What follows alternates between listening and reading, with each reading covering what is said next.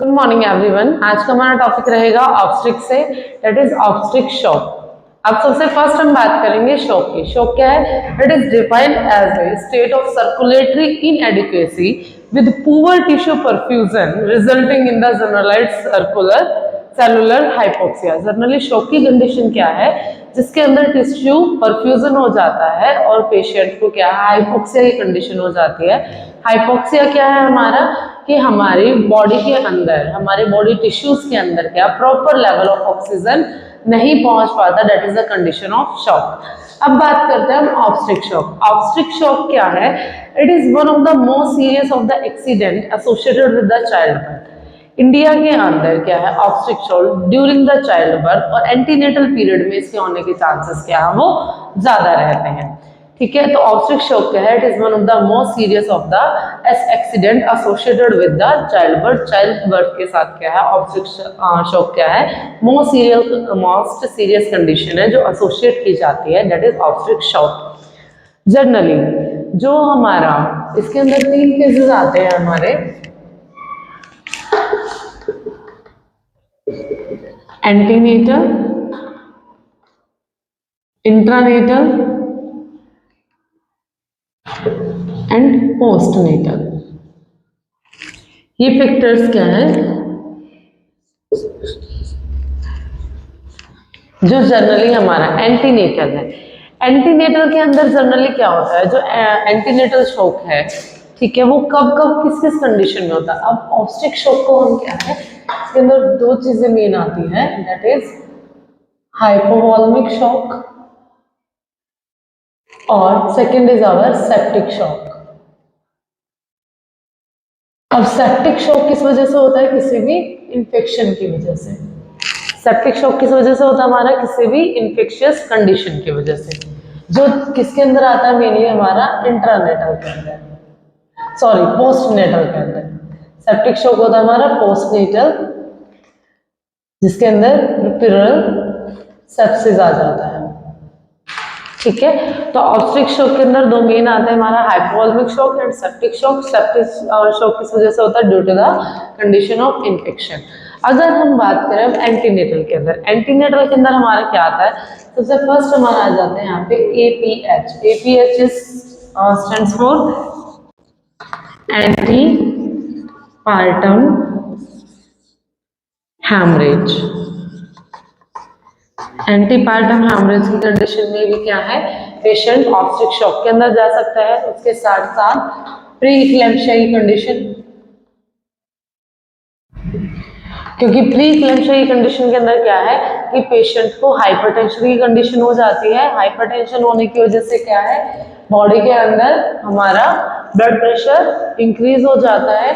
तो उस कंडीशन में क्या है, हमें फिर हैमरेज होने के चांसेस रहते हैं, इंटरनल ब्लीडिंग के चांसेस रहते हैं, जिसकी वजह से क्या है, ऑब्स्ट्रिक शॉक में पेशेंट जा सकते हैं। उसके साथ साथ फिर नेक्स्ट आता है हमारा अबॉर्शन। अबॉर्शन की कंडीशन में भी क्या है, क्लाइंट को ऑब्स्ट्रिक शॉक होने के चांसेस हैं। कोई भी हमारा जिसमें क्या आ जाता है, सेप्टिक अबॉर्शन आ गया, ठीक है, हमारी रप्चर्ड इक्टोपिक हो गई, रप्चर्ड इक्टोपिक प्रेगनेंसी, ठीक है, तो वो कंडीशन। उसके बाद IUD, IUD is intrauterine death. उसके साथ फर्दर जो चीजें आ जाएंगी हमारी, हाइपरमेसिस, हाइपरमेसिस जिसकी वजह से फ्लूइड लॉस बहुत ज्यादा हो जाता है, हाइपरएमेसिस ग्रेविडिज्म। ठीक है, ये कंडीशन रही है हमारी किसके अंदर, ऑब्स्ट्रिक शॉक में। जो इंट्रानेटल स्टेज, एंटीनेटल पीरियड के अंदर जो कंडीशन रहती है, एंटीपार्टम हैमरेज, प्रीक्लेम्पशिया की कंडीशन है पेशेंट को, तो भी उसको ऑब्स्ट्रिक शॉक होने के चांसेस रहते हैं। कोई अबॉर्शन हो गया है, सेप्टिक अबॉर्शन हो गया है, मिस्ड अबॉर्शन हो गया, वो कंडीशन रप्चर्ड इक्टोपिक, पेशेंट को क्या है, इक्टोपिक प्रेगनेंसी थी और वो क्या है, रप्चर्ड हो गया, उस कंडीशन में आईयूडीज इंट्रायूटेराइन डेथ हो गया है, और हाइपरमेसिस ग्रेविडम। ये क्या है, हमारे एंटीनेटल फैक्टर्स हैं जिसकी वजह से पर्सन क्या है, ऑब्स्ट्रिक शॉक के अंदर जा सकता है। फिर उसके बाद आता है हमारा इंट्रानेटल फैक्टर। इंट्रानेटल फैक्टर के अंदर आता है हमारा mainly PPH, that is postpartum hemorrhage. Postpartum haemorrhage, और उसके साथ साथ पोस्टपार्टम हैमरेज में क्या है कि इंट्रानेटल डिलीवरी के दौरान क्या है, पेशेंट को, मदर को एक high amount of blood loss हो गया, जिसकी वजह से क्या है पोस्टपार्टम हैमरेज की कंडीशन होगी, और 24 to 48 आवर्स के अंदर बहुत ज़्यादा अमाउंट में क्या है वो ब्लड लॉस हो गया है। जनरली जो हम काउंट करते हैं पीपीएचओ क्या है कि नॉर्मल डिलीवरी जब फ्लैट की हुई है तो 500 ml से ज़्यादा ब्लड लॉस हो जाना, और अगर लोअर सिजेरियन सेक्शन हुआ है तो उस कंडीशन के अंदर क्या है ब्लड लॉस 1000 ml से ज़्यादा हो जाना। It's condition is called in the PPH, इसको हम क्या बोलते हैं पोस्टपार्टम हैमरेज बोलते हैं।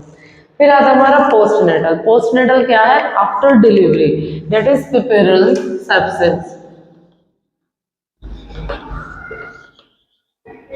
सेप्सिस जिसमें सेप्टिक शॉक होने के चांसेस रहते हैं। तो ये तो आ गया हमारे किसके अंदर, जनरली ऑब्स्ट्रिक शॉक और उसके टाइप्स के अंदर। अगर हम बात करें द मोस्ट कॉमन कंडीशन क्या है वो हमारी रहती है हैमरेज की, एंटीपार्टम में भी, पोस्टपार्टम में और पिपेरल सेप्सिस में क्या है सेप्टिक शॉक होने के चांसेस रहते हैं, क्योंकि वहां पे इन्फेक्शन हो गया और हाइपोवॉल्मिंग किस वजह से हो रहा है, due to the blood loss and fluid loss की वजह से। अब जो जनरली हमारे साइन एंड सिम्टम्स प्रेजेंट होते हैं, ठीक है, अगर हम साइन एंड सिम्टम्स की बात करें ऑब्स्ट्रिक शॉक के अंदर जो साइन एंड सिम्टम्स रहते हैं कि प्रेजेंट, सबसे first cold and pale skin, ठीक है, कोल्ड एंड पेल स्किन। फिर नेक्स्ट हमारा आता है शिवरिंग भी होती है।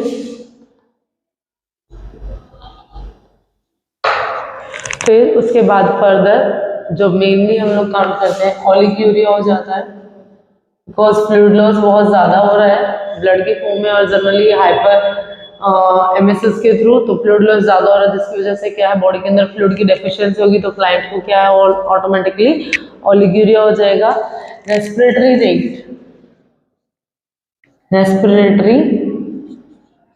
rate increases, but after some time it gets decreases। Clear हो गया?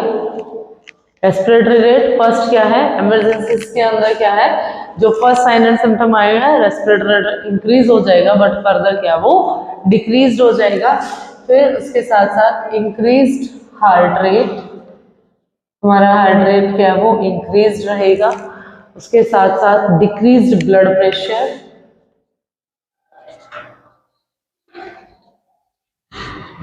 जो हमारा ब्लड प्रेशर है वो इसके अंदर क्या है डिक्रीज हो जाएगा। फिर loss of consciousness, because LOC, that is loss of consciousness. उसके साथ फर्दर हमारा क्या रहेगा, स्वेटिंग इंक्रीज हो जाएगी। फर्स्ट शिवरिंग होगी, डिक्रीज टेम्परेचर होगा, बट फर्दर कंडीशंस के बाद क्या है हमारा स्वेटिंग होनी शुरू हो जाएगी। That is the sign and symptoms of our obstetric shock. तो सबसे फर्स्ट ऑब्स्ट्रिक शॉक के कंडीशन है जिसके अंदर हमारी बॉडी के टिश्यूज में परफ्यूजन हो जाता है और जो इसकी वजह से generalized they are circular hypoxia की कंडीशन हो जाता है कि हमारे बॉडी के स्टेट से क्या है कंप्लीटली ऑक्सीजन नहीं पहुंच पाती। और उसके टाइप्स की बात करें तो टाइप्स इसके अंदर 3 टाइप्स आ जाते हैं, antenatal obstetric shock, intranatal and postnatal. Antenatal के अंदर हमारा क्या आता है, APH, antepartum haemorrhage, preeclampsia, abortion, ruptured ectopic pregnancy, IODs, intrauterine death कोई भी होगी है, और हाइपरमेसिस ग्रेविडेड। इसके अंदर क्या है फ्लूइड लॉस और ब्लड लॉस होने के चांसेस हो जाते हैं, जिसकी वजह से क्या है क्लाइंट को ऑब्स्ट्रिक शॉक की या हाइपोवॉल्मिक शॉक की कंडीशन हो जाती है। वैसे ही इंट्रानेटल क्या है, ड्यूरिंग द चाइल्ड बर्थ के दौरान तो क्या PPH हो गया, पोस्टपार्टम हैमरेज हो गया। पोस्टपार्टम हैमरेज को हम फर्दर क्लासेस में अगर क्लाइंट की नॉर्मल डिलीवरी हुई है तो 500 ml तक का क्या ब्लड लॉस वो होता है, अगर वो उससे ज़्यादा है इंक्रीजेस है, that is a condition of PPH. अगर लोअर सिजेरियन सेक्शन डिलीवरी के अंदर कितना काउंट करते हैं 1000 ml, ठीक है, तो वो उससे ज्यादा है तो it is a condition of PPH, जिसकी वजह से भी क्या हमें हाइपोवोलेमिक शॉक होने के चांसेस हैं। अब उसके बाद क्या है हमारा पोस्टनेटल। पोस्टनेटल के अंदर हमारा क्या होता है कि पोस्टनेटल कंडीशन के अंदर क्लाइंट को सेप्सिस हो जाता है, प्रिप्यूरल सेप्सिस हो जाता है कि जो हमारे यूट्रस के ऑर्गन्स है वो दोबारा प्रॉपर उसके अंदर नहीं आ पाते, या कोई भी इंटर यूट्राइन इन्फेक्शन क्लाइंट को हो गया है, पेशेंट को हो गया है, दैट इज कॉल्ड प्रिप्यूरल सेप्सिस। की प्रिप्यूरल पीरियड क्या होता है हमारा आफ्टर डिलीवरी के 42 डेज का जो टाइम पीरियड होता है, उस कंडीशन के अंदर जो सेप्सिस हुआ that is also goes to the septic shock. Obstetric shock के अंदर क्या है हम उसको काउंट डाउन करते हैं। अब अगर हम बात करें उसके साइन एंड सिम्टम्स की, तो ऑब्स्ट्रिक शॉक के अंदर जो साइन एंड सिम्टम्स रहते हैं, सबसे फर्स्ट क्या है skin cold and pale skin हो जाती है, जिसकी वजह से पेशेंट को शिवरिंग होती है। शिवरिंग हो रही है because of the decrease in temperature. Oliguria हो जाता है क्योंकि फ्लूइड लॉस और बॉडी ब्लड लॉस हुआ है, इसकी वजह से ओलिग्यूरिया हो गया। रेस्पिरेटरी रेट क्या है फर्दर, ठीक है, फर्दर स्टेजेस के अंदर क्या है अर्ली स्टेजेस के अंदर क्या है, अर्ली स्टेज के अंदर रेस्पिरेटरी रेट क्या वो हमारा इंक्रीजेस रहेगा, बट फर्दर क्या वो डिक्रीज हो जाएगा।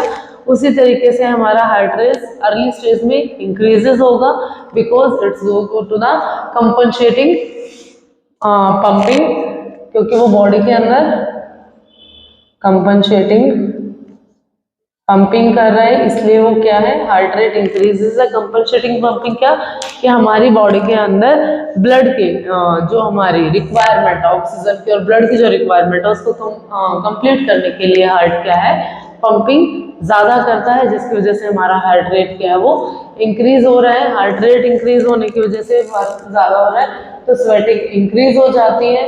फिर हमारा ब्लड प्रेशर क्या है वो फ्लूइड लॉस हो रहा है, ब्लड लॉस हो रहा है, जिसकी वजह से क्या ब्लड प्रेशर डिक्रीज हो रहा है। और फिर धीरे धीरे क्या होगा जब रेस्पिरेटरी रेट क्या है वो डिक्रीज हो गया फर्दर स्टेज के अंदर, तो वो कंडीशन कहाँ तक चली जाती है client in the loss of the consciousness, कि क्लाइंट अपनी कॉन्शियसनेस के अंदर नहीं रहता, तो वो कंडीशन कहलाती है हमारी ऑब्स्ट्रिक शॉक। अब ऑब्स्ट्रिक शॉक की मेन कॉम्प्लिकेशंस क्या आती हैं,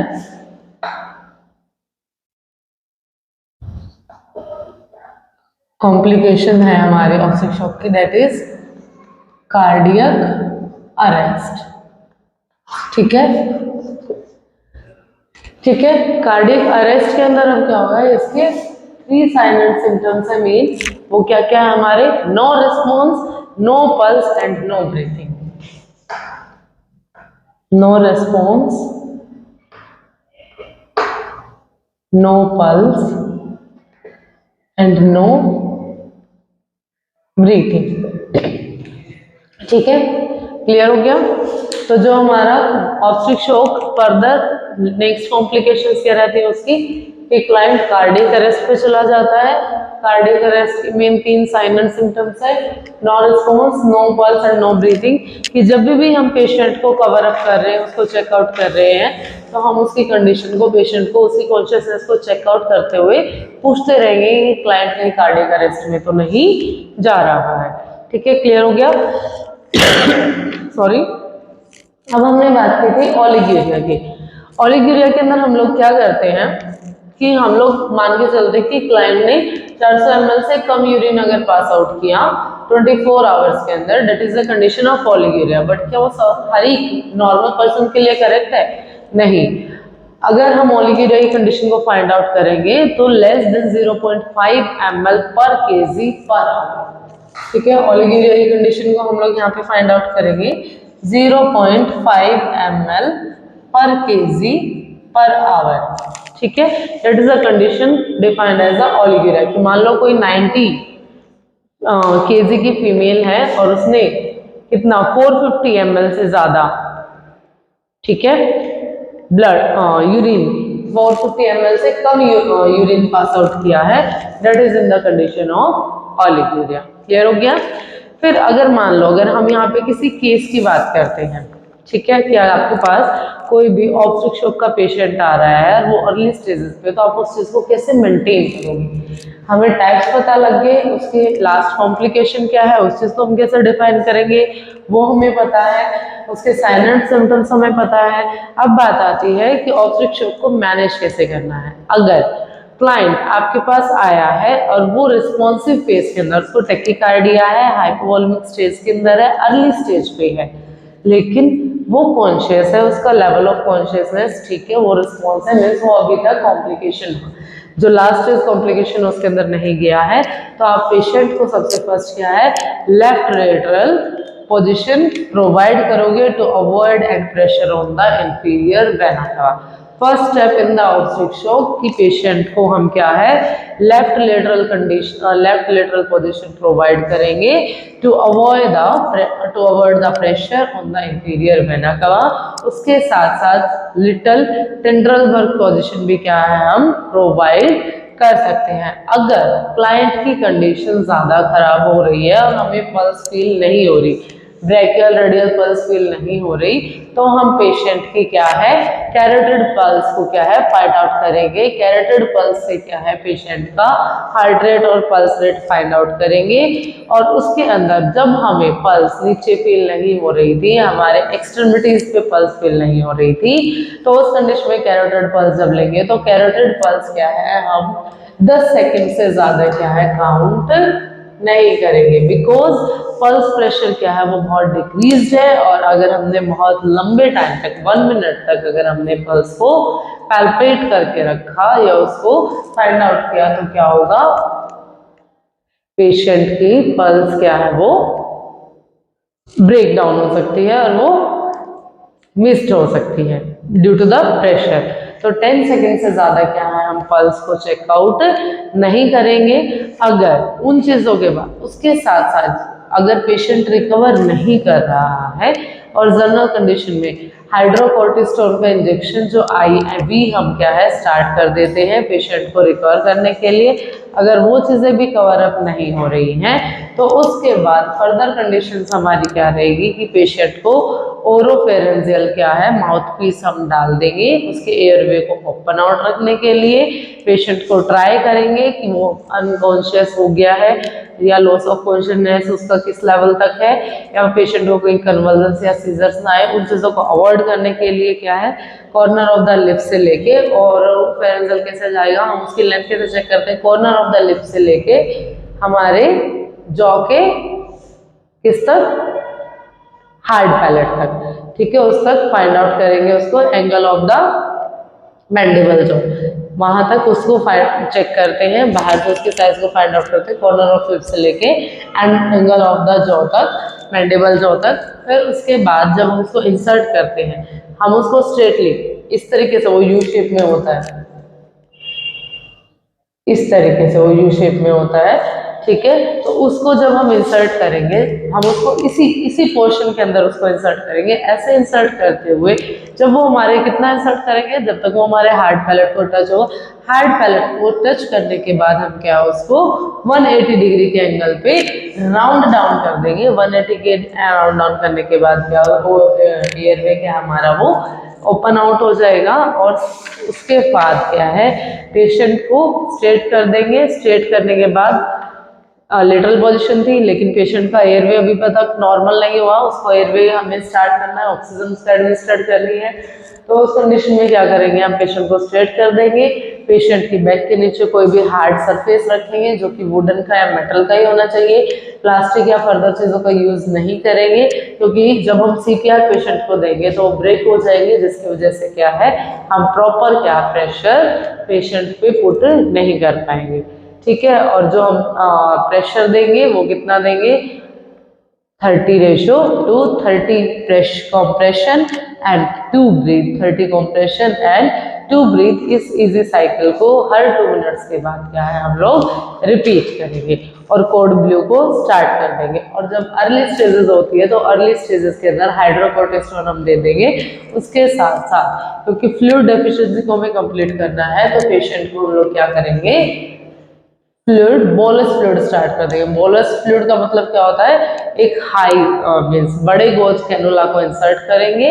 18 या 16 number, 18 number is of the green colour, 16 number is of the grey colour, उसको इंसर्ट करेंगे और उसे 1 लीटर पर आवर यूनिट के हिसाब से क्या है, पेशेंट को बोलस फ्लूइड स्टार्ट कर देंगे। क्लियर हो गया? तो ये था हमारा आज का topic, obstetric shock. Thank you everyone. इस वीडियो को लाइक करें, हमारे चैनल को सब्सक्राइब कर बेल आइकन जरूर प्रेस